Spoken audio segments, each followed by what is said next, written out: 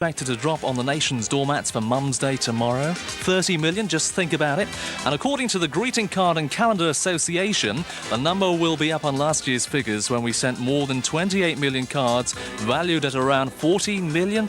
Seems to be an awful lot of money on cards, at an average cost per card of 53 pence. I don't know about you, but I've been looking around the shops last week, and a lot of the cards I was looking at were around about £1.50, £2, but there again, not a lot for the one and only mum you've got, is it, really? I think it's just about right to spend that much. Now, by comparison, in 1982, just 20 million cards were sent at a value of £7 million, and traditional Mum's Day cards featuring flowers are still the most popular. Now, cards for Mum's Day were published as early as 1912 in America, often as a general greeting card for Mum, and Mother's Day was started in America by, now do you know who? Here's a piece of history for you, by Mrs. Ann Reeves Jarvis. Bit of a tongue twister on a Saturday like that, isn't it, really? Who lived in, wait for it, Pruntytown, West Virginia. Can't believe there's such a place, really. And now, during the American Civil War, she called upon mothers with sons on both sides to greet each other with the words, "Let us be neighbours, let us be friends again." There you are. Now you know the origin of Mum's Day, all happening tomorrow. Also, during last week, did you see that poor old Rick Astley was not too well? I believe he's not too well at the moment either. Rick, if you're listening to the programme, come on, mate, you've got to get back on your feet for that tour of Japan and the US of A next week. But we shall just have a look at your meteoric rise to fame. Did you know in July 1985, Pete Waterman, who incidentally works here on a Saturday between 10 and 12, Pete Waterman spotted him playing at the Wigan Pier Club, and for the next 2 years he worked as a tea-boy for £100 a week at the Stock Aitken and Waterman recording base in London.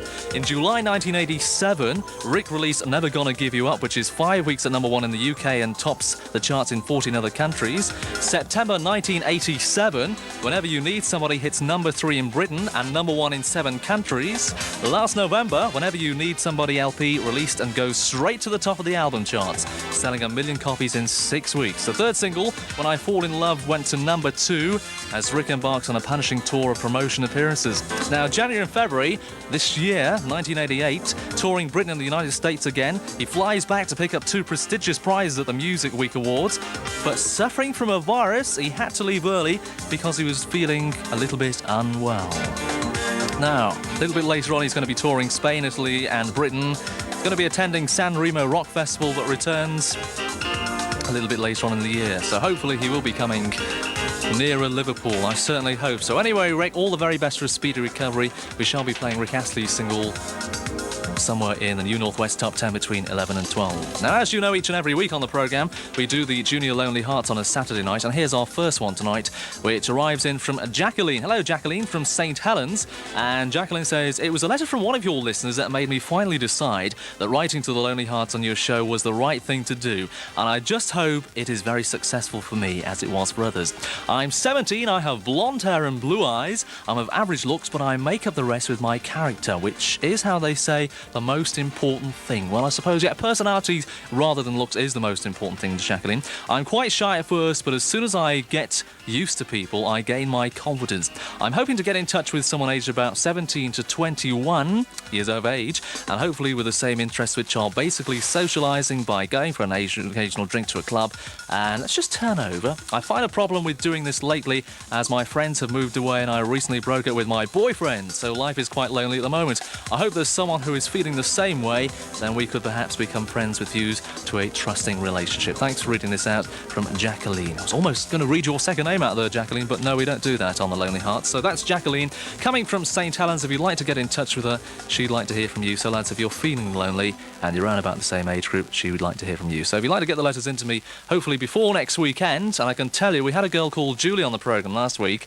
and the number of replies, I have had so many replies with Julie from last week's programme that I've had to have 2 envelopes to send them off in. So hopefully, Jacqueline, you are going to be just as lucky as Judy from last week's programme. So if you'd like to reply to that Lonely Hearts, lads, it is Jacqueline from St Helens, care of myself, Paul Leckie, Radio City, P.O. Box 194 in Liverpool. Best wishes and the best of luck. City.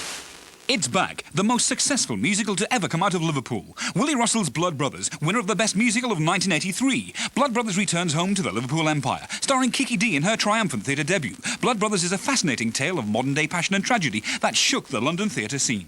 Blood Brothers at the Liverpool Empire from March 14 for just 2 weeks. Book now.